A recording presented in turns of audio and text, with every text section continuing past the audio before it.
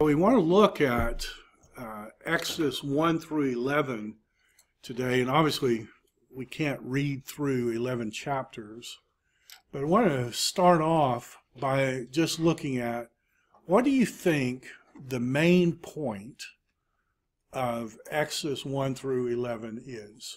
So when God chose these words to go into His authoritative, inspired, perfect word, why did He put these 11 chapters in? Jeff? The main message is when God wants something to happen, it's going to happen whether humanity wants it to or not. Yeah, certainly it's a great point that God's sovereignty is not bound by the willingness or unwillingness of man, that God can accomplish what He wills with willing people or with unwilling people, and we see that in the Pharaoh who, Pharaoh says, who is Yahweh that I should know Him? And then God sends a series of things. Do this that He may know, that He may know, that He may know, that He may know. And God knows that we forgot to pray for Carlton too, so we want to pray for Carlton as he. I've got a terrible memory stuff. Too many Greek and Hebrew words, but we do pray for Carlton too as he is on his mission.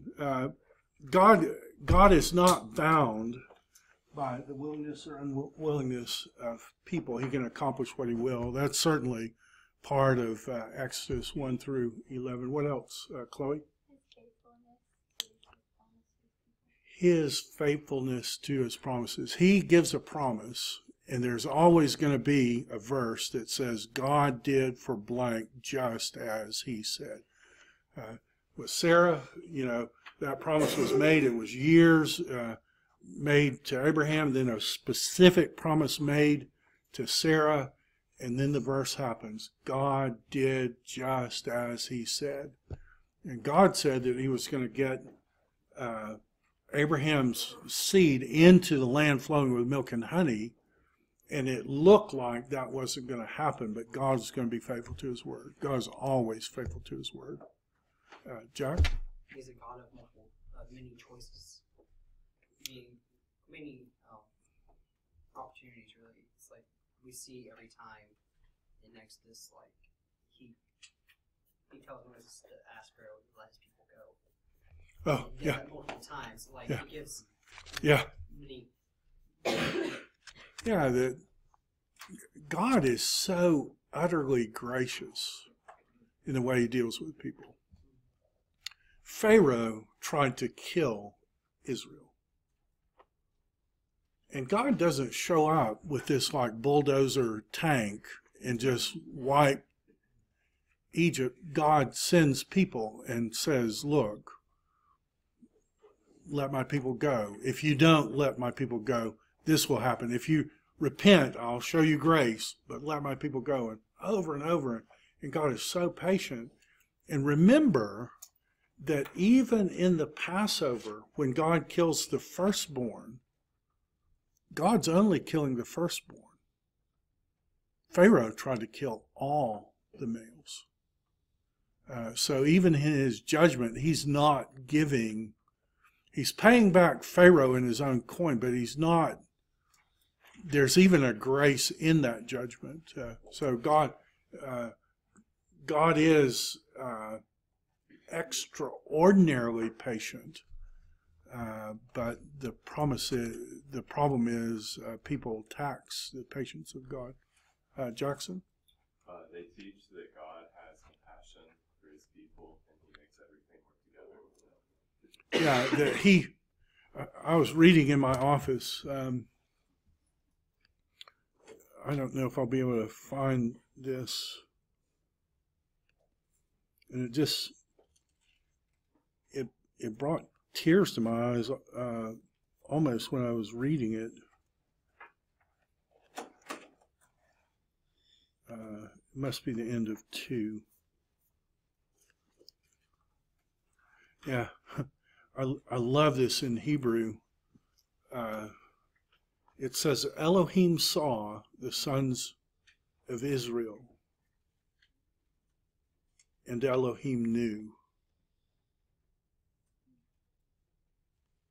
He knew their plight. He knew the opposition. He knew what it was going to take. He knew how to do it. He saw and he knew. And why are they in Egypt? They're in Egypt because they sold their brother into slavery. And they were murderers, and they're immoral, and they're all these things. And yet they reject, the perfect rule of God in the garden, and then they reject even the revelation of God. And what happens? They end up in a miserable thing, and they cry out to God, and God could say, look, you're getting what you deserve in life, and he doesn't. They cry out for help, and God responds. It's tremendous, shows tremendous grace on God's part. What else? David? I think God's also kind of just showing off on us.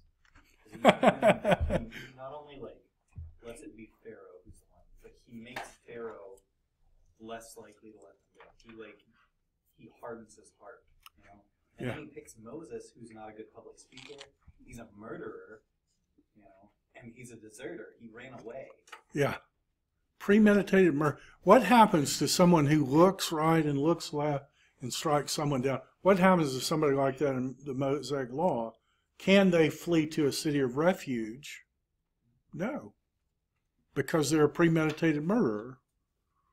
So do you think Moses remembered that law would apply to him? We're told here that son of Levi marries a daughter of Levi. Did you pick that up? We're not told exactly what was going on. I think that's in 2:1. I bet if it's a cross-reference, it'll have a cross-reference to,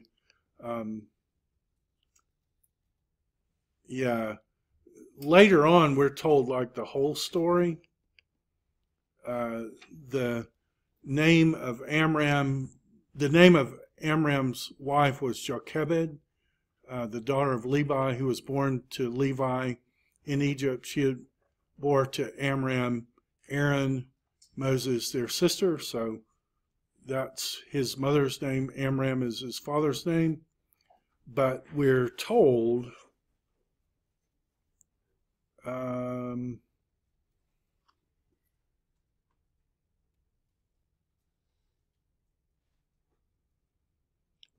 that his father Amram marries his aunt.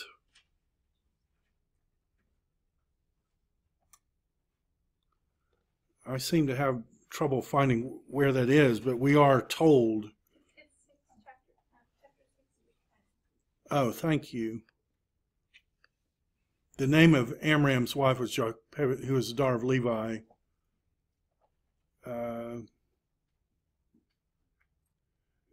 I thought there was some place where it tells that Jochebed is Amram's aunt. Oh, 6:20, sorry. His father's sister. And of course, we saw in Leviticus 18, what does God call someone who marries? I mean, among all those people, it was called an abomination. So, and who wrote that? Moses wrote that. So Moses, a premeditated murderer, he's out because of that. Moses is the offspring of what would have been an illegitimate union if Leviticus had been in place. His forefather Levi was only born because Leah pretended to be her sister. That doesn't seem too kosher. And then Abraham, and his grandfather Jacob married a woman and her sister as a rival wife. That doesn't seem kosher. He's out for that. And then Abraham married his half-sister, Leviticus 18, he's out for that. There are about 8 reasons that he shouldn't be the one, and yet God shows him grace.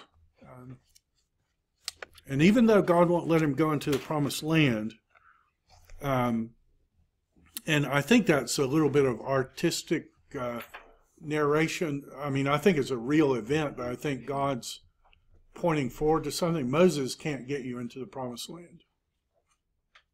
Moses can only get you to the field of thorns.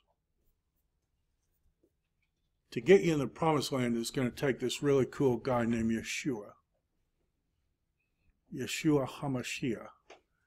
And when he comes, he can get you out of the field of thorns, cross the Jordan River, and get you into the land flowing with milk and honey.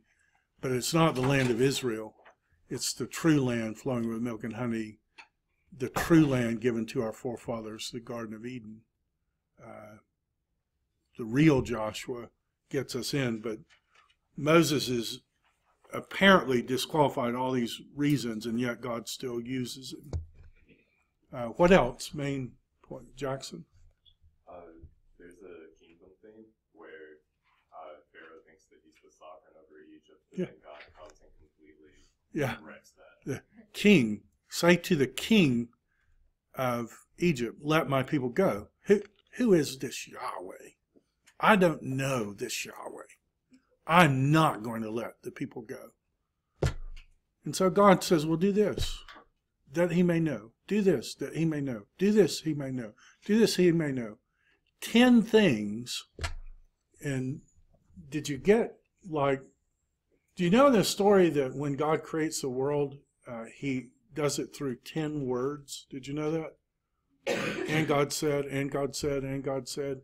10 times. You go look at, and they call the 10 Commandments the 10 words. So God's developing his relationship with Israel through 10 words. When Pharaoh, who is the most powerful man in the world, is saying, who is Yahweh, God undoes Egypt through 10 words. And it affects the sun, and it affects the created animals, and it affects the water and the darkness. And then you come to the water of the Red Sea, and it's called the abyss, the Tehom. So here they're in the middle of darkness at the abyss. It looks like God has uncreated the world. And what happens? God's light comes and it protects. God, do you pick this up? God divides the abyss, right? And what happens? Yahweh appears, dry land, just like day 2 and 3 of creation. And then the people go through the waters, and somehow something is holding back the abyss. And they go through, and they're headed back to the land flowing with milk and honey. And then other people try to go into that salvific space, and God removes his protection. And what happens? The abyss closes in on them and destroys them. The Pharaoh had Israel throw their children in the reeds of the Nile, and so they come to the abyss, and they call it the Reed Sea. I think it's irony. It's the Red Sea. It's called the Red Sea elsewhere, but they're calling it the Reed Sea, and it's like, you threw my people in the reeds? Okay, now I'm going to have you throw yourself into the reeds. And that's exactly what Pharaoh does, and he's destroyed. And we see it. God's doing this as he's walking back through these 10 plagues, and as he's bringing judgment on the gods, quote unquote, of Israel. What else do you find interesting in Exodus? Yes, Michael. Why does God try to kill Moses?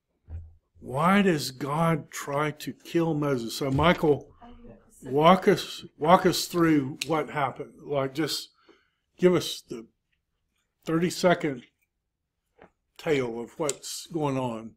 Right. So, from my understanding, God has Moses come on the mountain, burning bush incident, and tells him to go in Israel. And so he calls up Jethro and is like, "Hey, I'm gonna leave." He's like, "Okay."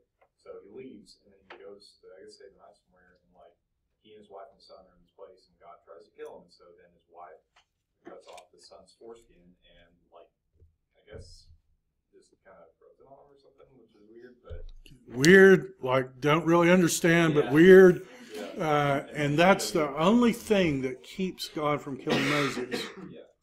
So help me with that. You help me with that. Touche. Let's try some answers.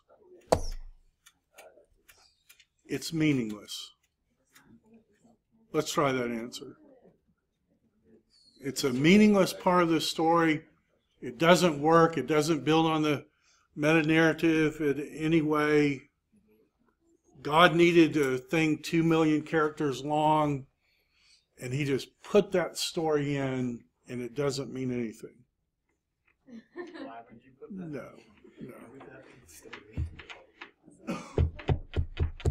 All right. Was it to keep, make sure that he kept the covenant that he had with Abraham to be circumcised? Okay, when did they get the covenant of circumcision? It's with Abraham Abraham. Now, is that before or after Moses? before. Before. So is Moses being true to the revelation that God had made to Abraham? So even though Moses is obeying God, is Moses fulfilling perfectly the will of God? Well, let me ask you this, Michael. Is what you're saying that in order to be the deliverer, you've got to perfectly obey the law? Because it would be really cool if you had a leader who lived under the law of God and never sinned once in thought, word, or deed. Maybe a ruler who was legitimately born, not born out of sexual sin or violation of maybe like some kind of pure, maybe even the seed of the woman. But women don't have seed.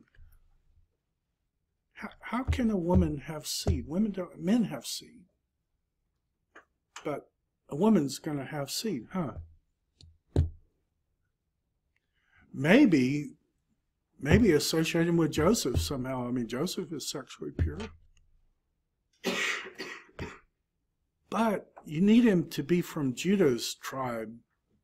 So maybe if he could be sexually pure somehow, but be from Judah's tribe, and maybe be the seed of the woman, and maybe be the one who goes down to fight the spiritual Pharaoh and set the people free on Passover, and maybe do something on first fruit. Oh, I'm getting ahead of myself. Sorry. It's probably meaningless. That's a better put together the details right. Moses can't deliver the people because Moses doesn't obey the law of God. That's why he can't go into the promised land. Maybe. Well, let me ask this. Did God know that Zipporah was going to circumcise the kids and stop Yahweh from? So why did he go through that? Was it perhaps to help Moses realize that Moses wasn't that great of a guy? And what about the circumcision anyway? Did we talk about that in here when we went over? Okay. So just take a poll. You're picking a religious sign, you men. We're going to, this is going to be a great religious sign. Is that the sign you're going to pick? Nope. So Abraham is circumcised as a 99-year-old man. We circumcise babies usually a few days after they're born. We give them vitamin K so whole blood clot and heal, and baby doesn't know what's going to happen. They scream like the Dickens, but they forget about it. I can't remember. Nobody can remember. It's like great. Like it that way. Adult male circumcision. Okay. Do you know what the recovery time for adult male circumcision is? It is a long time. I don't know, how bad it is, but I can tell you in Hebrew how they describe circumcision, adult male circumcision. Adult males are circumcised, and in the text, this is what it says literally in Hebrew. When they came back alive. It's like, oh, I'm dead. Oh, God, just kill me now. I don't want to live. Just put me out of my misery. When they came alive, that process is so painful and so long to heal. And that's what God picks as a sign. And that's what God almost kills Moses for not doing to his sons. Now, if you're Moses, Michael, why might not you do that? Forgot about it? I mean, he wasn't raised as a Hebrew, really. He was raised as an Egyptian. He's raised by Egyptians.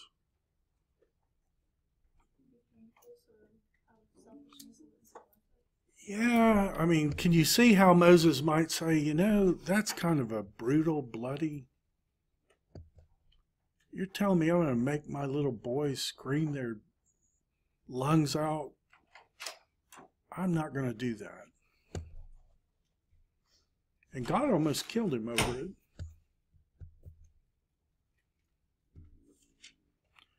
Let's ask it from the other perspective. Why would God pick that as a sign? One of the most useless body parts. What's that? It's one of the most useless body parts. If you gotta pick something to cut off, you might as well not have a use. Yeah, okay. I think it's Appendix. Let's remove appendixes. Sorry. It has a lot to do with like the whole humbleness of being saved. Like, that you have to, put yourself at the foot of the cross. You have to realize that you are less than God. You have to make yourself weak to Him. Yeah, and circumcision would do that. Would humble you. Painful, bloody, male only.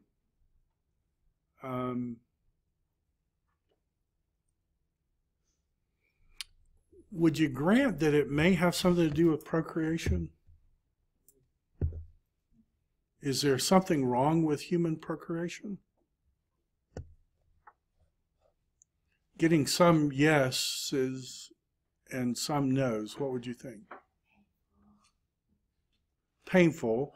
Where is the pain in procreation? Right. The curse, right? I'll greatly increase your pain. There was some pain, but I'll greatly increase your pain. Certainly childbirth is painful. Is human sexuality shameful in God's mind? How do you know it's not inherently shameful? He made it. His very first thing commanded, be fruitful, multiply, fill the earth. The image of the eschatological consummation is two people who have remained apart who are about to come together. That the marriage supper of the Lamb, that's, if there's something shameful about human sexuality, why would God pick that as the image, the eschatological image? Proverbs says, be satisfied with the breast of the wife of your youth. If you've ever read the Song of Solomon, it's the most steamy book you'll ever read, and it was so steamy that Rabbi said if you're a woman you should never read it. They say if you're a man you should read it, but wait till you're 30 years old and then only read it once. That's stupid. If somebody tells you not to read the Bible, just, if it's in the Bible, read it, but it's a steamy book. It's like you read it and you think, is that talking about what I think it's talking about? And you read it, yeah, that's pretty much it. It's like these two people who are just dying to be together sexually. If human sexuality were a bad thing, why would God inspire that book to be in the canon. So human sexuality can't be a bad thing, but human sexuality is one of the 3 things in Leviticus that makes you unclean. If you're married, in Leviticus, you're married, and you celebrate marital love together, you're totally married, got the wedding certificate, the rings, had the ceremony, everything. In Leviticus, you celebrate marital bliss, you're unclean. You have to go through a ceremony. And in fact, it's not just the act, it's anything even remotely connected with human sexuality makes a person unclean. Bodily functions, cycles. My goodness, you have a boy, baby, you're unclean 33 days, and then you're unclean 7 more days, so 40 days. And oh my goodness, if you have a little girl baby, you're twice as unclean. 66 days, and then 2 7, so 80 days, you're unclean for having a baby. Help me with that. If human sexuality is not shameful, which first command, last command, Proverbs, Song of Solomon, why in the world does that make you unclean, ceremonially unclean? Because we as humans find it shameful. And we do find it shameful, do we not? I mean, if you turned on late night television, I'm thankful I don't watch late night television anymore, but when I did watch late television, half the jokes were about sex, right? Sex is something that you make fun of. 2 people who are going to have sex just laugh, just laugh the daylights out of it because it's shameful. Isn't that what our society teaches us? And even as children, little child is born naked as the day they're born. They'll run through the room, run around, no shame. What do we teach? What happens to that child over time? There's a shame. And when the child grows up, there's not that innocence anymore about, and then anything to do with bodily functions or body part, it's jokes, right, for little children. So granted that humans find it shameful, but is there perhaps something more than that? So there are 3 things in Leviticus that can make you unclean. Do you know what they are? Death. So if you're standing there and somebody falls over dead and they hit you, you're unclean because they were dead. Did you know that? You touch a dead body, you're unclean. You're a high priest and someone in your immediate family dies. You can't defile yourself by touching their dead body. So death makes you unclean. Animals that predate on other animals make you unclean. So if an animal lives off the dead carcass of another animal, then you can't eat that animal. So tell me which one doesn't belong. Dead bodies, animals that predate, and human sexuality. Which one doesn't belong? Is there a way to make all 3 say the same thing?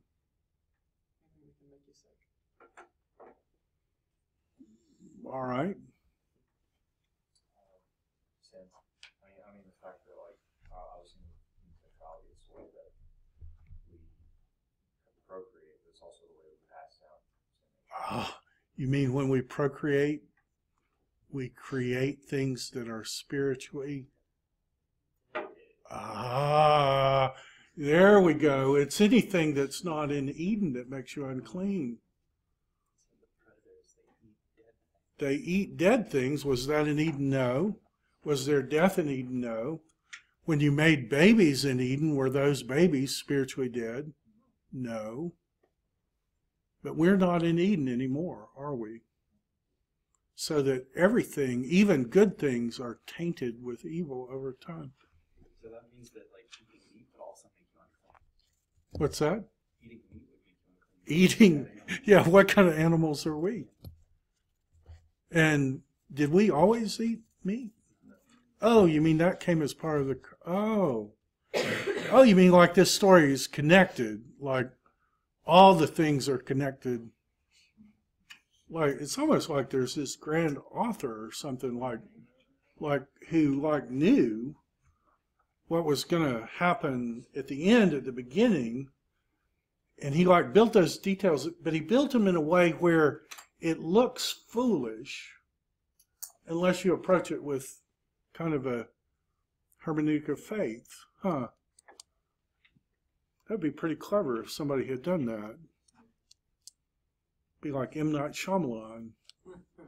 Like win an Oscar only for a book. Huh. Wonder why the best-selling book of all time doesn't win a Nobel. I don't know. Just thinking out loud. Doesn't that kind of give it a different context with that one verse in Romans that says like, don't worry about if your brother's not able to eat meat, and like that would make it almost apply to like dealing with death and dealing with sex as well. So like if your neighbor can't handle like talking about sex or something, you just leave them be, so that you don't cause them to stumble. Yeah, you let Jesus fix people. Because we're all messed up. I'm messed up. You're messed up. I've got baggage. I've got lots of baggage. You probably have lots of baggage too.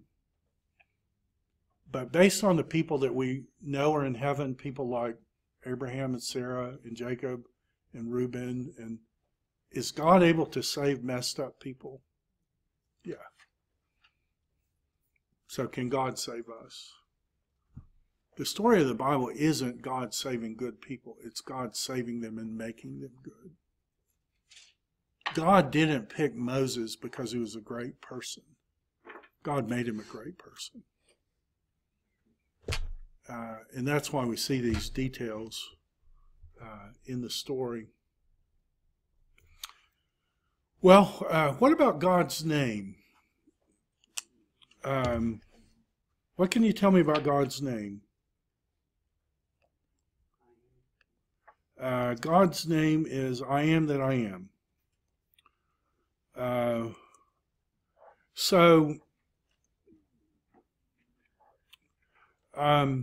I want to teach you a little Hebrew.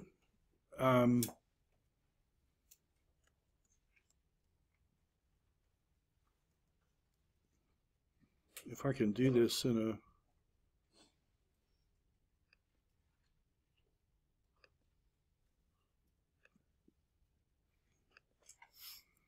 a... Okay, so in Hebrew is written from right to left.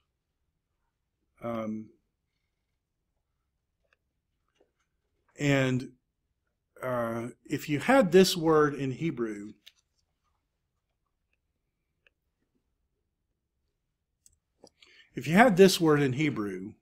Hayah, this word means he was who he was. That's what this word means. So this is the verb to be in Hebrew, Hayah. It's a third singular form, and it appears just hundreds of times, maybe thousands of times in Hebrew. So Moses says, look, I'm going to go to Egypt, and they're going to say, who sent you?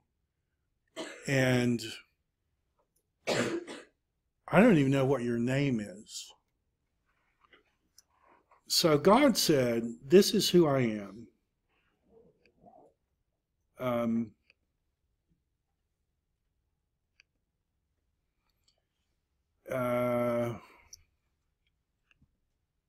He says,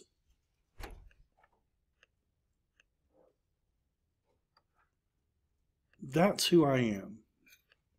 And so in Hebrew, if you want to say I something, that's what you do. You just stick it in front of that little verb, and it changes it from he was to I am.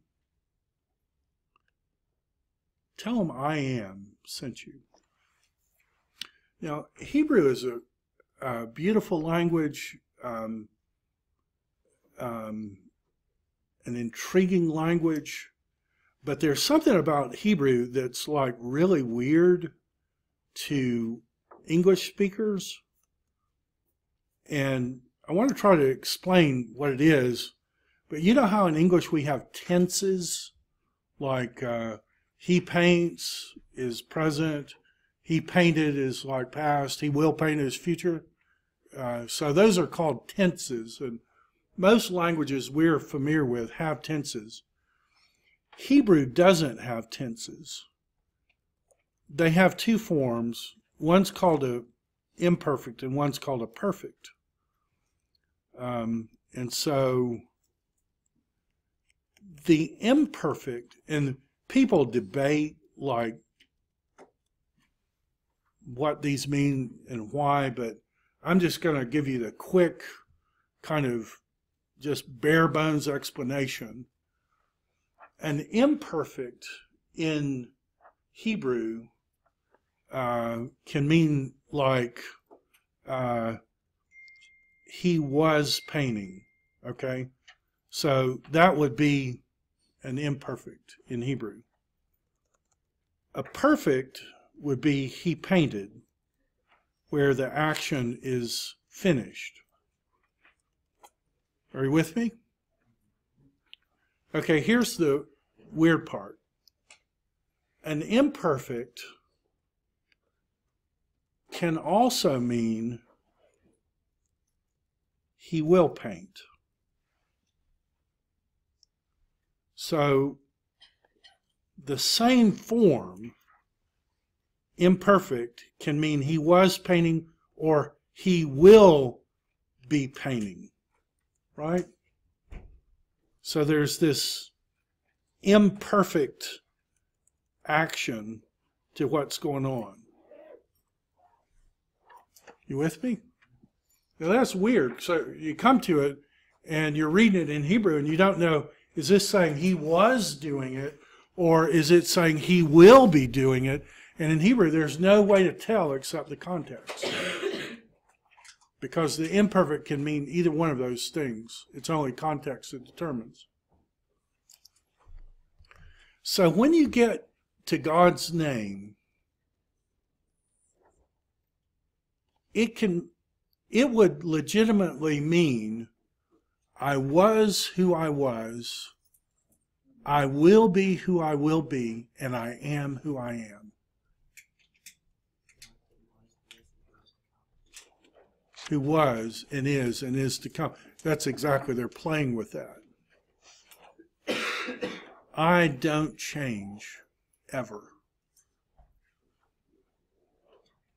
God's not going to have a day where he says, I know I said that, but I changed my mind.